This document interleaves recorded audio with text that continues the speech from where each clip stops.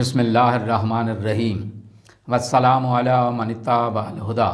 ہدایت کی اتباع کرنے والوں کو راحت دو جہاں قرآن چینل کی طرف سے سلام عرض ہے۔ تمام تعریفیں اس پروردگار کے لیے ہیں جس سے کوئی چیز پوشیدہ نہیں ہے۔ لاکھوں درود و سلام ہوں محمد و آل محمد پر۔ سامعین اکرام صاحبان ایمان، ہمارے آج کے سبق کا موضوع ہے سورہ آل عمران کی آیت نمبر 118۔ تو آئیے پروردگار کے پاک نام سے ہم اپنے سبق کا آغاز کرتے ہیں۔ بسم اللہ الرحمن الرحیم۔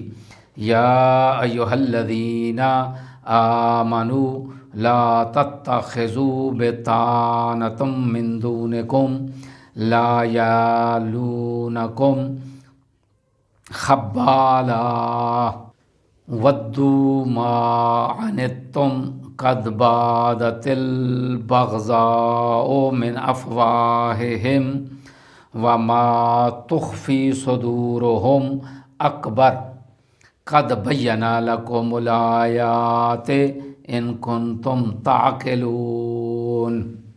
آیت کا ترجمہ: اے ایمان والو، اپنوں کے سوا دوسروں کو اپنا رازدار نہ بناؤ۔ یہ لوگ تمہارے خلاف شر پھیلانے میں کوئی کوتاہی نہیں کرتے۔ جس بات سے تمہیں کوئی تکلیف پہنچے وہی انہیں بہت پسند ہے۔ کبھی تو ان کے دل کے کینے اور بغض کا اظہار ان کے منہ سے بھی ہوتا ہے، لیکن جو بغض اور کینہ ان کے سینوں میں پوشیدہ ہے وہ کہیں زیادہ ہے۔ بتحقیق ہم نے آیات کو واضح کر کے تمہارے لیے بیان کیا ہے اگر تم عقل رکھتے ہو۔ آیت کی تفسیر: لا تتخذوا بطانۃ من دونکم، دوسروں کو اپنا رازدار نہ بناؤ۔ اسلامی سلطنت کی ذمہ داریوں میں سے ایک اہم ذمہ داری اندرونی اور داخلی معاملات کی رازداری ہے۔ کسی دشمن کو مملکت کے امور میں رازدار بنانا مکمل طور پر ممنوع ہے۔ قرآن نے مسلمانوں کو متنبہ کیا ہے کہ دشمن کے عزائم برے ہوتے ہیں اور تمہارے بارے میں وہ ہمیشہ طاق میں رہتے ہیں کہ تمہاری کوئی کمزوری ان کے علم میں آ جائے تو وہ اسے اپنے حق میں اور تمہارے خلاف استعمال کرنے میں کوئی کوتاہی نہیں کرتے۔ قرآن کا یہ حکم ایک ابدی دستور ہے، ایک لازوال نظام کا اہم ستون اور اس جامع نظام حیات کی ایک بنیادی دفعہ ہے جو ناقابل ترمیم اور ناقابل تنسیخ ہے۔ لیکن افسوس کی بات ہے کہ اس کے باوجود مسلمانوں نے اسلامی دستور کی اس اہم شق پر عمل نہ کیا اور بہت جلد دشمنوں کو کاروبار حکومت میں دخل اندازی کا موقع فراہم کر دیا۔ دشمنوں کو اسلامی مملکت کا رازدار بنانے کا عمل حضرت عمر کی خلافت کے زمانے سے شروع ہوا تھا۔ حضرت عمر کے زمانے میں ہی رومیوں کو منشی بنا کر انہیں بہت سے معاملات کا انچارج بنایا گیا تھا۔ آج کل تو معاملہ برعکس ہے، خود مسلمان اپنے رازہائے مملکت سے اتنے واقف نہیں جتنے ان کے دشمن ہیں۔ اسلامی تخت سلطنت پر متمکن احساس کمتری میں مبتلا لوگ اغیار کو رازدان بنانے میں تعمل نہیں کرتے، بلکہ اغیار ان کے لیے زیادہ قابل اعتماد ہوتے ہیں۔ عثمانی سلطنت کے زوال میں یہ مسئلہ سب سے زیادہ دخیل تھا، اس کا زیادہ عمل دخل رہا تھا، کیونکہ اس وقت اکثر سفیر غیر مسلم تھے۔ تعجب کا مقام تو یہ ہے کہ بعض مفسرین اس کے جواز میں کہ دوسروں کو رازدار بنایا جائے اس کو جائز قرار دینے کے لیے وہ سورہ ممتحنہ کی اس آیت کا سہارا لیتے ہیں،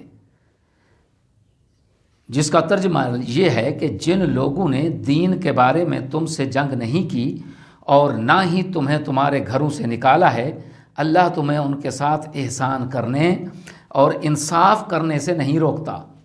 اللہ یقیناً انصاف کرنے والوں کو پسند کرتا ہے۔ یہ اس آیت کا ترجمہ ہے۔ حالانکہ اس آیت کا تعلق غیر مسلم اقلیت کے ساتھ اسلامی سلطنت کے برتاؤ اور عدل و انصاف سے ہے، جبکہ ہماری مورد بحث جو آیت ہے وہ دشمنوں کو رازدار بنانے اور انہیں امور مملکت میں دخل اندازی کا حق نہ دینے کے متعلق ہے۔ اس کے بعد اغیار کے بارے میں چند ایک اہم نکات کی طرف امت کو متنبہ فرمایا لا یلونکم خبالا، یہ دشمن تمہارے اندر شر اور فساد پھیلانے میں کوئی کوتاہی نہیں کریں گے، یعنی تمہاری کسی کمزوری سے فائدہ اٹھانے اور کسی فرصت اور موقع کی تاک میں بیٹھنے میں یہ کوتاہی نہیں کریں گے۔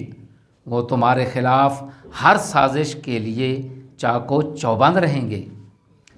ودوا ما عنتم، انہیں وہی باتیں پسند ہیں جن سے تمہیں تکلیف پہنچے، لہٰذا وہ ہر اس کام کو بڑی تندہی سے انجام دیں گے جو تمہیں تکلیف دے۔ انسان سوز مظالم کا ارتکاب کر کے لطف اندوز ہونا آج بھی یہ ان کا شیوہ ہے۔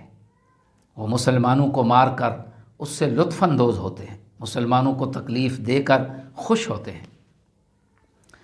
قد بادت البغضاء من افواہہم، تم میں اگر فہم و شعور ہے تو ان کی عداوت کا اظہار ان کے منہ سے ہوتا رہتا ہے جو تم کو ہوشیار کرنے کے لیے کافی ہے۔ ان کی زبان سے مسلمانوں کے بارے میں جس بغض اور عداوت کا اظہار ہوتا ہے وہ اس بغض اور عداوت کے مقابلے میں بہت تھوڑی ہے جو ان کے دلوں میں ہے۔ لہٰذا چاہیے تو یہ تھا کہ ان کی زبان سے جس عداوت کا اظہار ہوتا ہے اس سے کہیں زیادہ مسلمان اس سے ہوشیار رہیں، لیکن ایسا نہیں ہے۔ قد بینا لکم الآیات ان کنتم تعقلون، اگر تم عقل سے کام لینے والے ہو تو ہم نے تمہیں اپنے خطرناک دشمن سے بچنے کے لیے بر وقت آگاہ کیا ہے۔